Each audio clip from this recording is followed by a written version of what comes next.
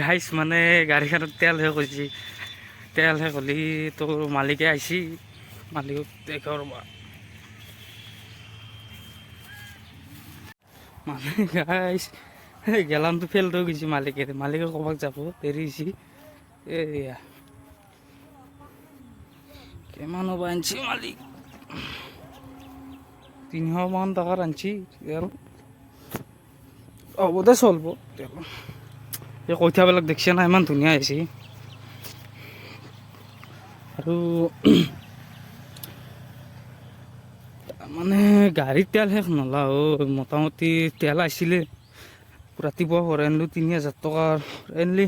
হাল সেনেকৈ নাই গাইছ, হাল সেনেকৈ নাই মানে বৰষুণ নাই পালে তোমাৰ মিচিং দি পানী মাৰি ৰুই আছে মানুহবিলাক।